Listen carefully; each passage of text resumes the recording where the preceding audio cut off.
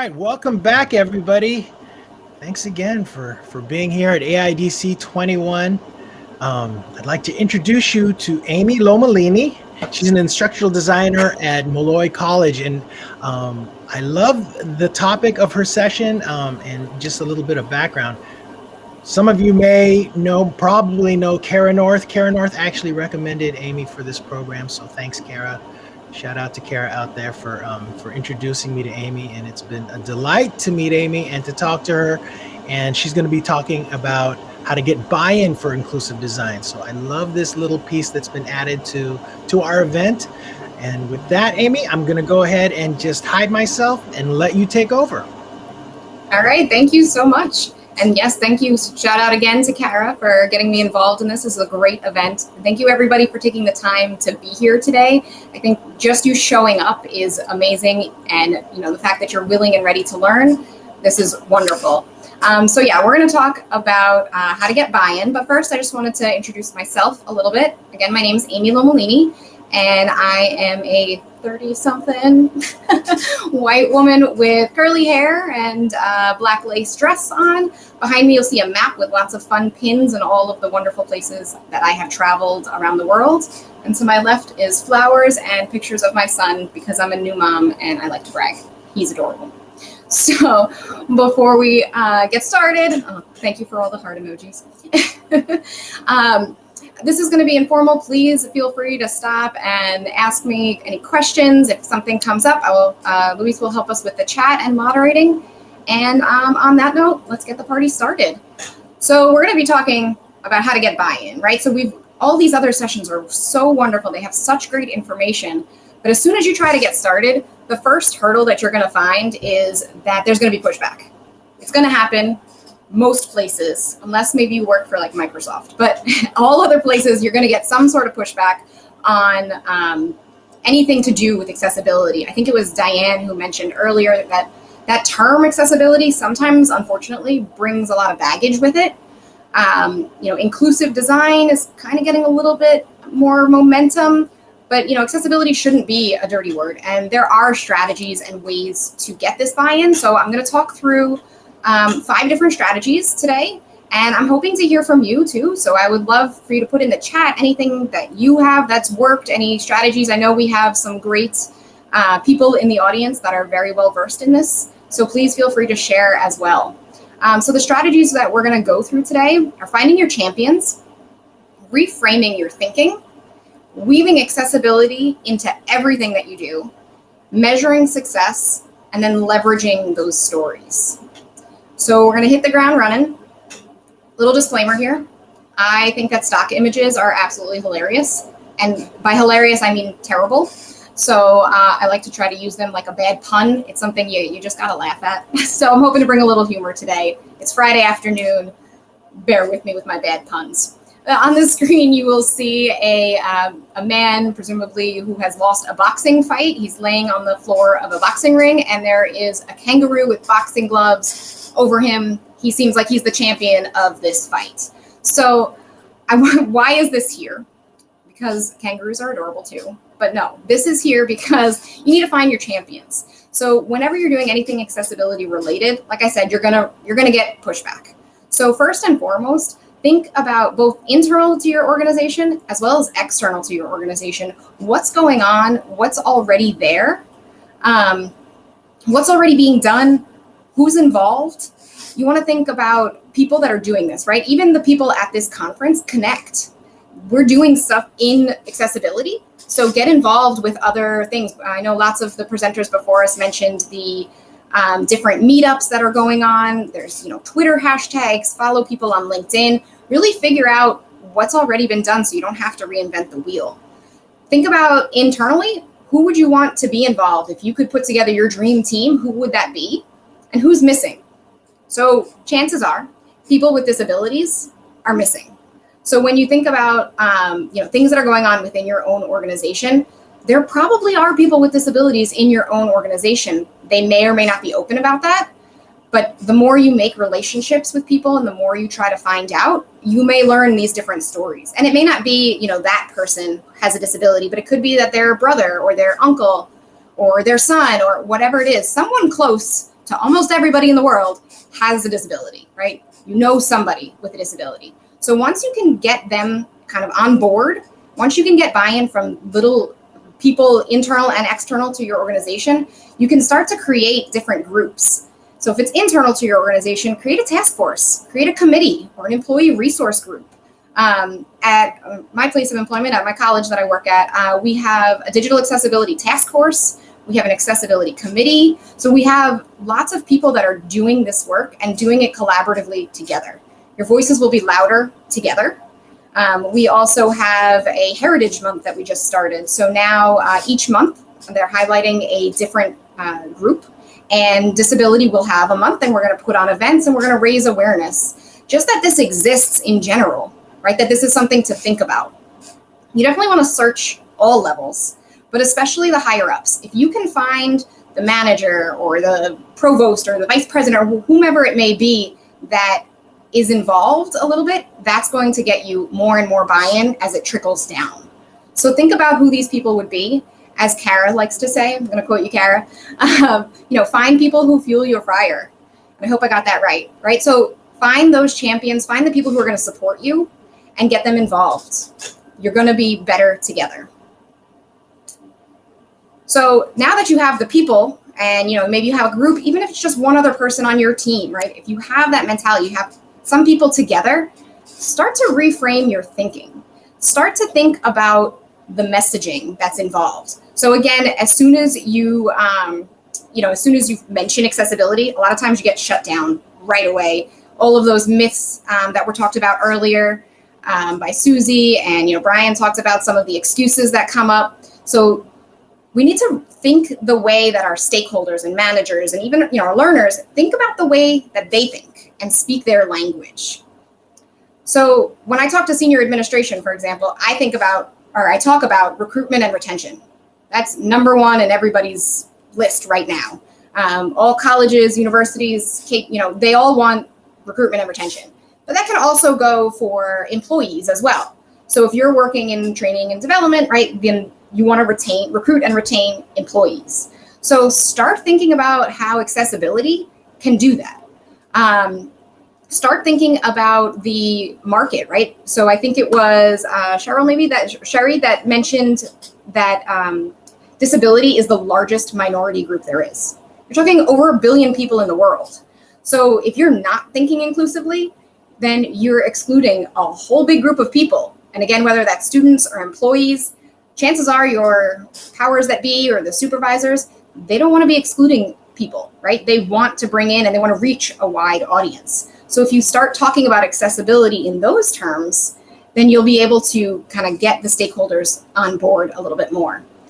When I work with faculty, I talk about the impact on learners and learning. So when I work with professors in the field and I talk to them about doing something accessibility related, I drive it home with what it's going to do for their students, which ultimately is going to give them better feedback and improved courses and better evaluations, right? The things that they care about, especially their students. The faculty care about their students. So when you're thinking about impact, I sometimes share my own story. I am disabled and I've never once actually disclosed that to a disability services office at a school. I don't know, I advocate for other people to do it, but I don't always do it myself. So if people aren't disclosing, employees or students, if they're not disclosing their disability, we have to be designing inclusively from the start. You can ask your organization, if somebody discloses in the middle of a semester or in the middle of a training course, do you have the resources to caption everything or to build in other choices or different modalities? The chances are the answer is probably no. So you have to do it from the start.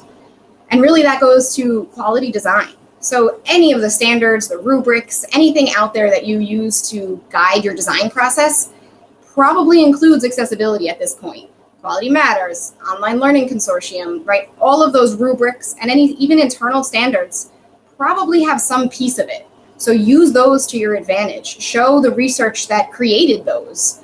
I know Gwen is going to talk about universal design for learning later, and we've all been stressing throughout this conference how what's good for one is good for all. So we're really including more people Diane was saying she likes to cut off the word accessibility and talk about access, right? And that's really what universal design for learning is about. How can we get more people to access this?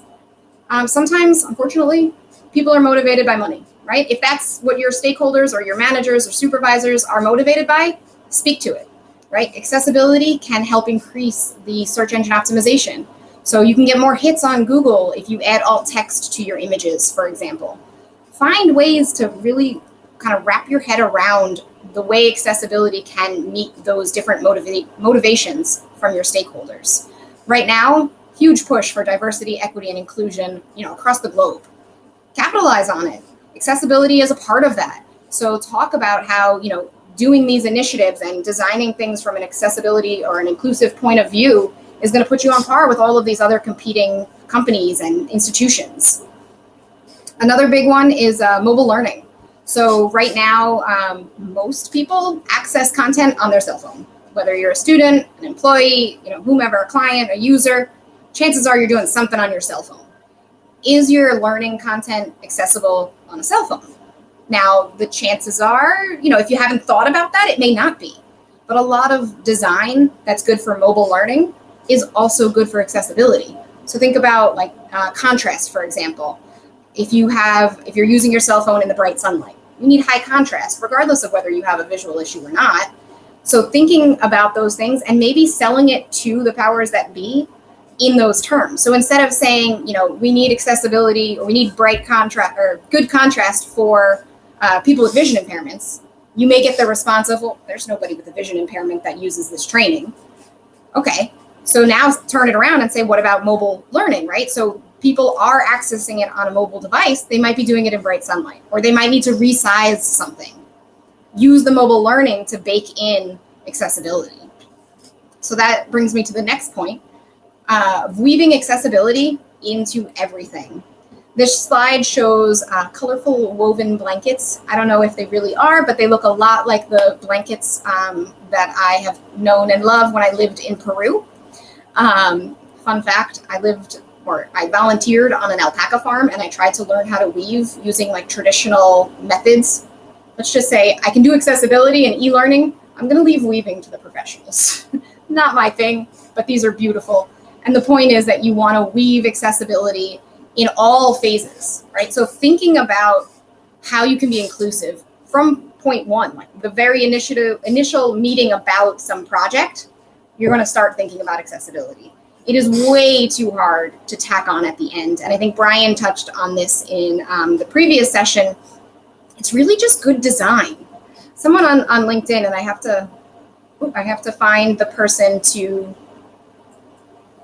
I'm getting a ding ding. Something just happened where my screen stopped sharing. So I'm going to go back and share it again. Okay, I think we're back. Okay. Brian was talking before about making good decisions. And I was about to say, I saw a quote on LinkedIn that accessibility is often touted as, extra work. It's this thing that you have to do additionally. But it's really not. It's really about making better decisions throughout the design process. So if you can make those good decisions throughout, then it just becomes second nature. It becomes the way you do things. For example, if you're doing some sort of a video, right, and you start with a script, then that script can be used as your transcript. That script can be uploaded to YouTube, for example, where you can automatically sync it and it will create captions. So was that extra work? Maybe a step of uploading a transcript, but that's really not, you're not talking hours and hours and hours there. So making better decisions, even in the very beginning of the process, is going to help you get buy-in because it's just going to be baked right in. It's something that you just do because it's good design. And you don't have to sell it as something extra. That being said, train the trainers. If you work with a team, train your team on some of these best practices and some of the principles that the previous presenters were all talking about.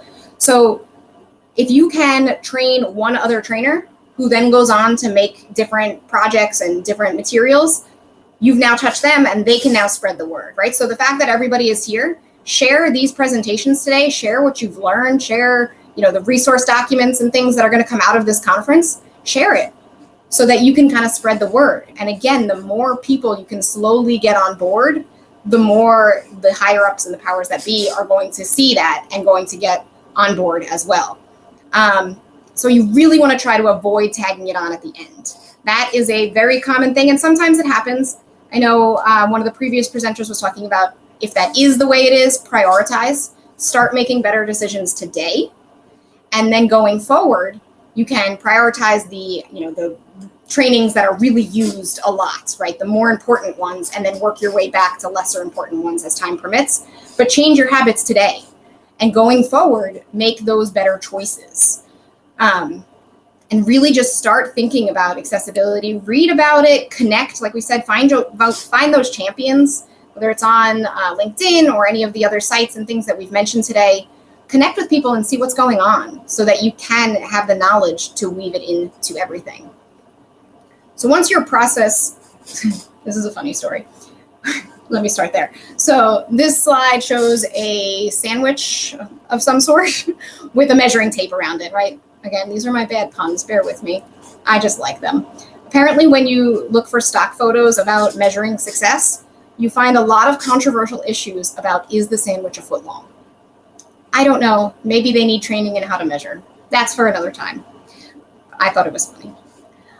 So you want to measure success. So think about the ways that you have woven accessibility into everything.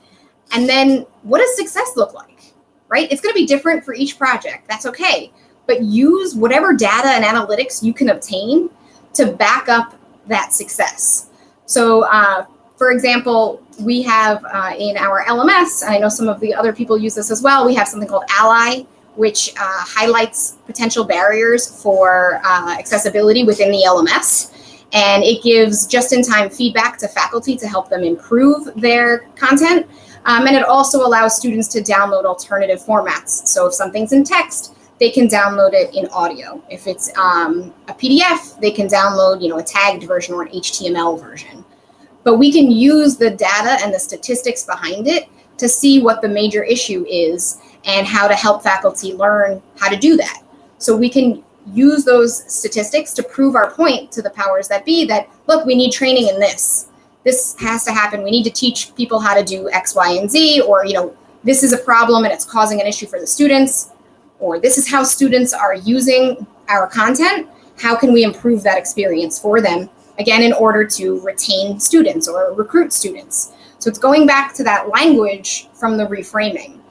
I know one of the other talks talked about getting user feedback. So through any means possible, how can we get users on board? How can we get feedback from them to see what they're using and what they're not using? Can you add a simple question in your web page or in your training at the end? You might already have an evaluation. Hopefully you do, right? How can you use that feedback and that data to persuade the powers that be to understand that this is important and it's an issue that's worth talking about and worth baking into your process? Once you have the data and the feedback to report on, spread that word, right? Leverage those stories. Figure out a way that you can talk to people about what's going on.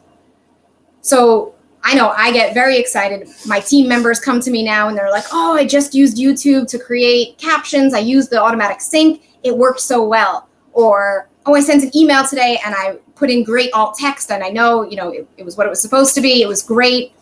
And so you can celebrate those successes no matter how small, and find different channels to share those stories. So maybe you give somebody a kudos on LinkedIn, right? Somebody else is going to see that and go, I want kudos too. I want a shout out on social media. So again, it's about spreading the word, and it depends on where you are in your organization. A lot of people are really at that awareness phase. So spreading the word any way that you can. If you lean on your champions, so I have one particular person that I worked with, and she trusted me. We had a good relationship, and she trusted me to kind of just go with the flow, and I baked accessibility in. I wove it into every aspect of the course.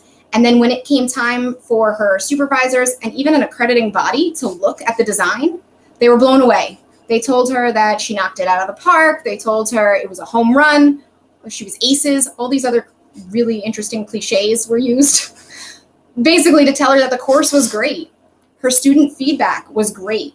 The quality of work that she saw come out of it was wonderful, all because she was able to work with me, and we were thoughtful about the design throughout the process. So we tapped her to talk about it at an event. So we do a spring faculty panel. This year, she wasn't in it this year, but this year our theme for the spring faculty panel was inclusive design. So we talked to different faculty who were doing something in this area. They may not have even known they were doing it, but we knew. So we helped coach them to tell them, you're doing wonderful things in accessibility. Even if you're not really aware of it, talk about it, share that. So create events internally, go to conferences like this one, share your story. Another fun thing that we did was a competition. So we just did a really small, light accessibility challenge. It was just an email-based challenge that went out to all faculty. You could do it to all employees. You could do it to all instructional designers. You could do it to your media team, whoever's involved. And we gave resources, and then it was like one small thing to do a day. And we only did it for 3 days. So you could do 5 days. There are some that have been longer. And what it was like, use Ally in the learning management system to add alt text to an image. Send us a screenshot, let us know you did it. Talk to us about it. So through that challenge, we actually got more and more people coming to us like, hey, I did this and it was cool. I want to learn more. Now we're using that data, right? So we're collecting that data to be able to show the supervisors and managers and powers that be that we need to do more training. Look, people want this. They're asking for it. And then that allows us to do it more and more. And now when we're in consultations and we're working on course designs and different projects, people are asking about it. So they're like, I remember you did that challenge. How can I do something like that? Or am I doing this?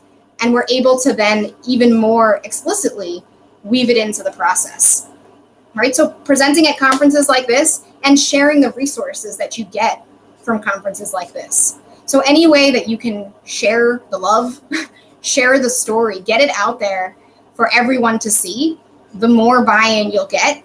I report up to my supervisor and say, hey, I presented at this conference and, there were so many people there and it was wonderful. She's going to tell her supervisor. They're going to tell theirs. And it becomes like an accolade. It becomes something great that you're doing. So there we go. Create your own buy-in and action plan. You may take pieces of this. You may, take all of them. You may have to start with one and work your way to the other.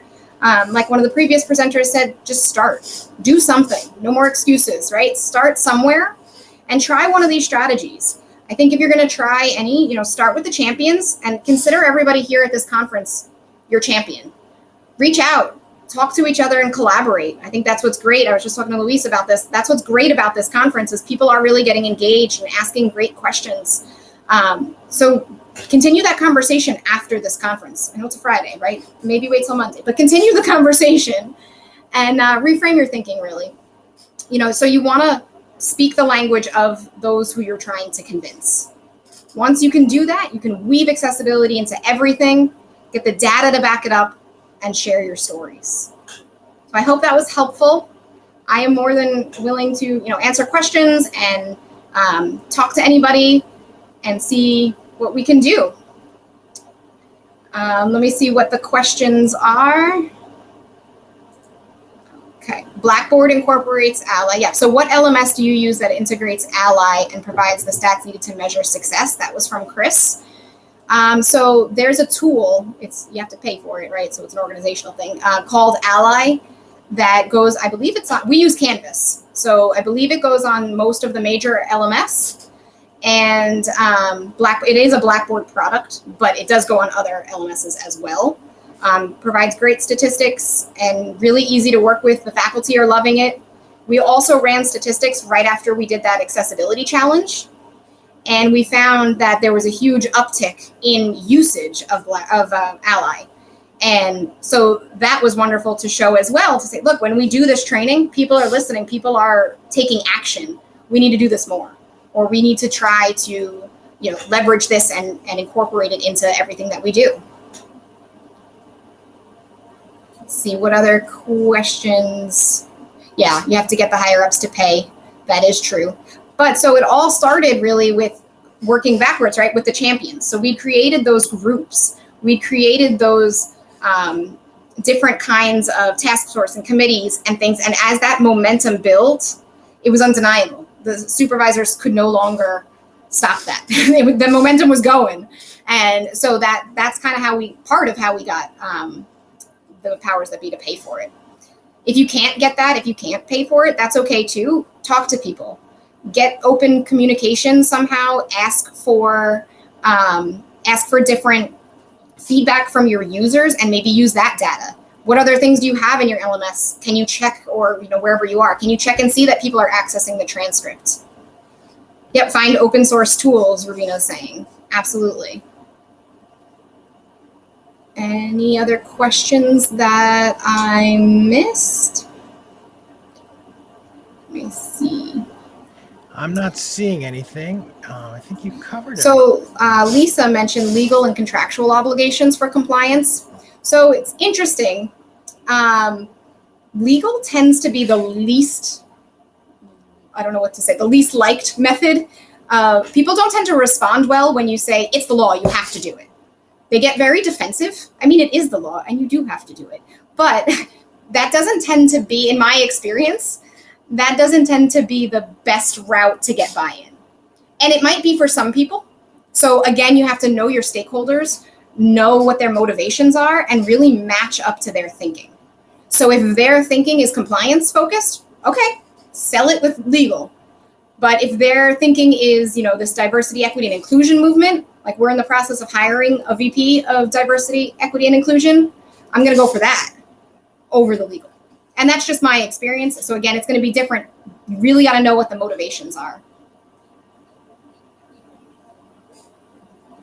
Yeah, it's definitely, Lisa's mentioning, there's definitely a threat of lawsuits. Absolutely. Thanks, Kara. Yeah, that's a good point. Joseph just said it's the law also only encourages people to meet the bare minimum requirement. So sometimes people think that things like the ADA, right, is this like end all be all, and if we could all just conform, then we'd all be wonderful and perfect. That's very not true. And if you think about the ADA, it was actually in the 90s developed. So there's a lot of things that don't, like, are modern technology based that the ADA doesn't even touch on, even though it was redone. Of course, there's WCAG standards, which we've talked about before, are a little bit complicated. So if you're telling somebody that you have to follow WCAG and then they go and look it up, it's going to go right over their head and you're losing them. So trying to appeal to some other motivation, I think, in my opinion, it has worked better for me. Kayleen's agreeing. Exactly. Yep. All right. I stuck to my 30 minutes. No, great job, Amy. So many excellent takeaways. What a wonderful presentation. Yeah, thank you so much for sharing. Thank you. And I look forward to continuing the talk. I'll be on the panel a little bit later. So I look forward to sharing my story a little bit more and getting to know everyone out there. So it was great. Thank you again for having me, and thank you all for coming. Thank you. Thanks, everyone. All right, so we've got another break. Feel free to jump into the lounge, hang out at a table, jump into the speed networking, and we'll see everybody in about half an hour. Thanks, everyone.